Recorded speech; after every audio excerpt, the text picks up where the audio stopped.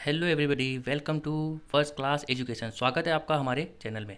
Friends, आज हम देखने वाले हैं राज्यसभा। इससे पहले हमने संसद के बारे में देखा कि संसद क्या होती है और कैसे कार्य करती है, और उसके हमने बहुत महत्वपूर्ण सवाल देखे जो हर परीक्षा में पूछे जाते हैं। आज हमारा टॉपिक है राज्यसभा। ठीक है फ्रेंड्स, चलिए तो स्टार्ट करते हैं हम। राज्यसभा राज्यसभा क्या होता है और कैसे काम करता है। ठीक है, चलिए तो स्टार्ट करते हैं हम आज का वीडियो। राज्यसभा एक ऊपरी सदन होता है। क्या होता है फ्रेंड्स? राज्यसभा एक ऊपरी सदन होता है या उच्च सदन होता है।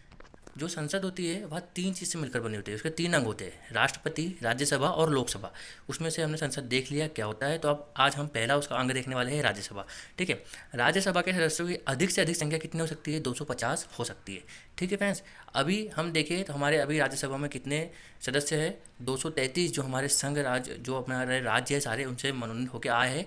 और जो 8 सदस्य है वह हमारे केंद्र शासित प्रदेश, जो 8 केंद्र शासित प्रदेश है वहाँ से आए हैं। तो ऐसे 241 अभी एट प्रेजेंट मतलब सदस्य है। ठीक है फ्रेंड्स, राज्यसभा किस अनुच्छेद के अंतर्गत आती है? तो राज्यसभा आती है अनुच्छेद नंबर 80, ठीक है, या 80 के अंतर्गत आती है। ठीक है फ्रेंड्स, वर्तमान में यह संख्या अभी कितनी है? 245 है। जैसे कि मैंने आपको बताया कि 233 वहाँ से आते हैं, हमारे राज्यों से आते हैं, और 8 केंद्र शासित प्रदेश से आते हैं। ठीक है फ्रेंड्स, इनमें 12 सदस्य राष्ट्रपति द्वारा मनोनीत किए जाते हैं। जैसे मैंने बताया कि 233 सदस्य होते हैं। ठीक है, ये तो राज्य से आते हैं, और बाकी जो 12 सदस्य हैं वह कौन मनोनीत करता है? राष्ट्रपति मनोनीत करते हैं। वे ऐसे व्यक्ति होते हैं जो कला, साहित्य, विज्ञान, समाज सेवा, सहकारिता के क्षेत्र में विशेष ज्ञान या अनुभव होता है, जिनको वह सदस्य होते हैं। जो 12 मनोनीत सदस्य होते हैं वह राष्ट्रपति इन क्षेत्र से उनको मनोनीत करते हैं। ठीक है, राज्यसभा की सदस्यता के लिए न्यूनतम उम्र कितनी होनी चाहिए? 30 वर्ष होनी चाहिए। कितनी होनी चाहिए? 30 वर्ष होनी चाहिए। राज्यसभा एक स्थायी सदन है जो कभी भंग नहीं हो सकता। राज्यसभा कभी भी भंग नहीं हो सकती। लोकसभा भंग हो सकती है, जिसको कौन कर सकता है? राष्ट्रपति कर सकते हैं, लेकिन राज्यसभा कभी भंग नहीं हो सकती। यह एक स्थायी सदन है। इसके अंतर्गत इसके सदस्यों का कार्यालय जो होता है, कार्यकाल जो होता है, वो कितने वर्ष का होता है? 6 वर्ष का होता है। ठीक है फ्रेंड्स, कितने वर्ष का होता है? 6 वर्ष का होता है। इसके 1/3 सदस्य प्रति 2 वर्ष बाद सेना सेवा निवृत्त हो जाते हैं। यह अनुच्छेद 83(1) में लिखा हुआ है। ठीक है, हर 2 साल के बाद इनके जो सदस्य होते हैं वह सेवानिवृत्त होते हैं। ठीक है ना, चलिए आगे हम देखते हैं कुछ महत्वपूर्ण पॉइंट। अब राज्यसभा का सभापति एवं उपसभापति वह अनुच्छेद कौन से में है? 89 में। ठीक है फ्रेंड्स, जो भारत का उपराष्ट्रपति होता है, जो भारत के उपराष्ट्रपति होते हैं, वही राज्यसभा का सभापति या सभापति होता है। सभापति का पदेन सभापति होता है कौन? उपराष्ट्रपति। ठीक है फ्रेंड्स, अब राज्यसभा अपने किसी सदस्य को अपना उपसभापति चुनेगी, और जब जब उपसभापति का पद रिक्त होगा तब तब राज्यसभा किसी अन्य सदस्य को अपना सभापति चुन सकती है। मतलब राज्यसभा खुद खुद से अपना सभापति भी चुन सकती है। ठीक है, वैसे तो उपराष्ट्रपति हमेशा हमारे सभापति को, राज्यसभा के सभापति होते हैं। ठीक है, अब यदि सिचुएशन ऐसी जाए कि उपसभापति का पद रिक्त हो, तब जो पद त्याग है या पद से हटाया जाना, वह किस अनुच्छेद में लिखा गया हुआ है? अनुच्छेद नंबर 90 में। ठीक है, या आर्टिकल नंबर 90 में। मतलब कि कैसे हटाया जाता है उपसभापति को। ठीक है फ्रेंड्स, चलिए देखते हैं हम आगे। उपसभापति यदि राज्यसभा का सदस्य नहीं रहता है तो वह अपना पद रिक्त कर देगा। सभापति को संबोधित त्याग पत्र द्वारा वह अपना पद त्याग सकेगा। सभापति को संबोधित मतलब सभापति जो होगा वो संबोधित करके सब वहाँ पे जितने सदस्य उनको संबोधित करके अपना त्याग पत्र क्या करेगा? त्याग देगा। ठीक है, राज्यसभा के तत्कालीन समस्त सदस्यों के बहुमत से पारित संकल्प द्वारा अपने पद से हटाया जा सकेगा, परंतु इस संकल्प को प्रस्तावित करने के आशय की सूचना उसे कम से कम 14 दिन पहले देनी होगी। राज्यसभा से यदि सभापति को हटाना है तो सारे सदस्यों को सभापति को हटाने के लिए कम से कम 14 दिन पहले उनको बताना पड़ेगा कि आपको अपना त्यागपत्र देना है। ठीक है फ्रेंड्स, चलिए हम आगे बढ़ते हैं और देखते हैं राज्यसभा के बारे में। तो आगे हम देखते हैं, जब सभापति या उपसभापति को पद से हटाने का संकल्प विचाराधीन हो, यदि ऐसा विचार बन जाए सभा में कि हमको सभापति उपसभापति को हटाना है, तब वह पीठासीन नहीं होगा। पीठासीन से मतलब कि तब वह उस जगह पर जो मतलब हमारे मेन जो हेड होते हैं वह उस जगह पर नहीं बैठेंगे, उसको पीठासीन बोलते हैं। ठीक है, यह अनुच्छेद नंबर 92 में कहा गया है। फ्रेंड्स, जितनी भी अनुच्छेद है यह आपके लिए बहुत इंपॉर्टेंट है, एग्जाम में पूछे जा चुके हैं। ठीक है फ्रेंड्स, आज हम देखेंगे कि राज्यसभा होता क्या है, और हम नेक्स्ट सेशन में देखेंगे कि राज्यसभा से इंपॉर्टेंट कौन कौन से क्वेश्चन बनते हैं। आपको हमारा वीडियो पसंद आता है, ज़्यादा लोगों में शेयर कीजिए, हमारे चैनल को सब्सक्राइब कीजिए। चलिए आगे बढ़ते हैं हम। मंत्रिपरिषद राज्यसभा के प्रति उत्तरदायी नहीं होता। जो मंत्रिपरिषद होता है वह राज्यसभा के प्रति उत्तरदायी नहीं होता है। ठीक है, चलिए आगे चलते हैं। अनुच्छेद 249 के अनुसार, जो अनुच्छेद आर्टिकल हमारा 249 उसमें क्या कहा गया है?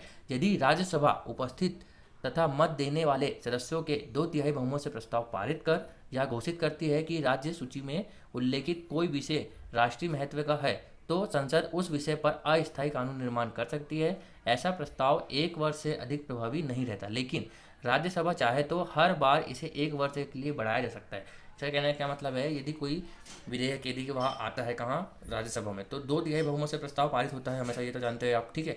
यदि राज्य सूची में उल्लेखित कोई विषय, जैसे 3 सूची हमारी राज्य सूची, संपत्ति सूची, तो राज्य सूची का यदि कोई विषय है तो वह एक राष्ट्रीय महत्व है, तो उस समय संसद उस विषय पर अस्थायी कानून का निर्माण कर सकता है, स्थायी कानून निर्माण कर सकता है, तथा ऐसा प्रस्ताव 1 वर्ष से अधिक प्रभावी नहीं होता। जो अस्थायी कानून होता है वह 1 वर्ष से अधिक प्रभावी नहीं होता है, ठीक है। यदि राज्यसभा चाहे तो हर बार इसे 1 वर्ष के लिए बढ़ाया जा सकता है, मतलब कि इसकी जो अवधि कौन बढ़ा सकता है, वह राज्यसभा बढ़ा सकती है, ठीक है फ्रेंड। चलिए आगे चलते हैं।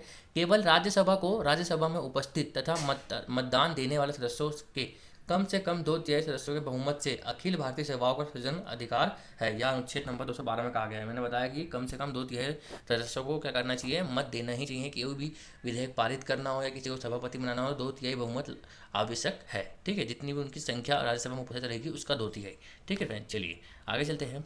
धन विधेयक राज्यसभा में पुनः स्थापित नहीं किया जा सकता। धन विधेयक एक बहुत ही इंपॉर्टेंट टॉपिक है फ्रेंड्स, इसके बारे में हम कभी अलग से और बात कर लेंगे। अभी जो लिखा है वह समझ लेते हैं। धन विधेयक सिर्फ लोकसभा के ही पास अधिकार होता है कि उसको वो संशोधन कर सकता है, ठीक है। राज्यसभा ऐसा नहीं कर सकती है। धन विधेयक के बारे में क्या बोलते हैं राज्यसभा में, राज्यसभा में पुनः स्थापित नहीं किया जा सकता। यहाँ अनुच्छेद नंबर कितने में है, 109 1 में, ठीक है।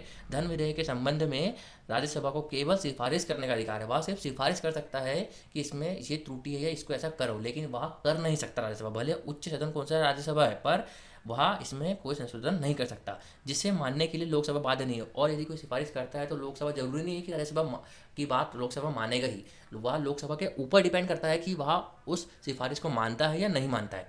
इसके लिए राज्यसभा को 14 दिन का समय मिलता है। यदि धन विधेयक यदि पारित होता है तो उसके लिए राज्यसभा को 14 दिन का समय मिलता है। यदि इस समय में विधेयक वापस नहीं होता तो वह पारित समझा जाएगा। यदि राज्यसभा में धन विधेयक आया है और 14 दिन के अंदर यदि वह उस पर कोई जवाब नहीं देता है तो वह धन विधेयक अपने आप पारित हो जाएगा, राज्यसभा में उसकी अनुमति नहीं मांगी जाएगी, ठीक है फ्रेंड्स। राज्यसभा धन विधेयक को ना तो अस्वीकार कर सकती है और ना ही उसमें कोई संशोधन कर सकती है, ठीक है। जो धन विधेयक होता है उसको राज्यसभा ना तो अस्वीकार कर सकती है, भले उसको पसंद हो या ना पसंद हो, उससे कोई मतलब नहीं है, बस उतना उसमें संशोधन कर सकती है, ठीक है। धन विधेयक पूरा का पूरा मतलब कि लोकसभा के ऊपर डिपेंड करता है, ठीक है फ्रेंड्स। चलिए आगे चलते हैं हम। राष्ट्रपति वर्ष में कम से कम 2 बार राज्यसभा का अधिवेशन आहूत कर सकता है या बुला सकता है, ठीक है। राज्यसभा के एक सत्र के अंतिम बैठक तथा सत्र की प्रथम बैठक के नियत तिथि के बीच 6 माह से अधिक का अंतर नहीं होना चाहिए। मतलब कि जो राज्यसभा है, जो सदन है उसका, उन दोनों एक सदन के बीच में कितना अंतर होना चाहिए, 6 माह से ज़्यादा का अंतर नहीं होना चाहिए। मतलब कि 6 महीने में एक बार एक बैठक तो होनी चाहिए, मतलब कि वर्ष में कम से कम 2 बार, ठीक है फ्रेंड। चलिए आगे चलते हैं। राज्यसभा का पहली बार गठन कब किया गया था, 3 अप्रैल 1952 को किया गया, ठीक है। कब किया गया, 3 अप्रैल 1952 को राज्यसभा का गठन किया गया। और इसकी जो पहली बैठक होती है वह पहली बैठक कब होती है, 13 मई 1952 को होती है। कब होती है, 13 मई 1952 को इसकी पहली बैठक होती है, ठीक है फ्रेंड्स। एक नोट है, राज्यसभा में प्रतिनिधित्व नहीं है। मतलब कि कौन कौन से हमारे स्टेट है या केंद्र शासित प्रदेश जहाँ राज्यसभा नहीं है, अंडमान निकोबार, चंडीगढ़, दादर एवं नागर हवेली, दमन एंड दीव एवं लक्षद्वीप, यह इतने स्टेट है हमारे जहाँ पर राज्यसभा नहीं है, ठीक है फ्रेंड। कुछ इंपॉर्टेंट फैक्ट है। राज्यसभा सदस्य जो प्रधानमंत्री बने, जो राज्यसभा सदस्य भी थे और प्रधानमंत्री बने, इंदिरा गांधी जी बनी 1966-67 में, जो राज्यसभा सदस्य के साथ साथ क्या बनी, प्रधानमंत्री बने। HD देवगौड़ा जी थे जो 1996-97 के बीच में राज्यसभा सदस्य भी थे और फिर बाद में क्या बने, अपने प्रधानमंत्री बने। IK गुजराल जी जो राज्यसभा सदस्य थे और बाद में फिर क्या बने, प्रधानमंत्री बने। और डॉक्टर मनमोहन सिंह जो 2004 में राज्यसभा के सदस्य के साथ साथ प्रधानमंत्री जी बने, ठीक है फ्रेंड। आपको हमारा यह वीडियो पसंद आया है तो ज़्यादा से ज़्यादा लोगों में शेयर कीजिए और मेरे चैनल को सब्सक्राइब कीजिए। Thank you so much friend.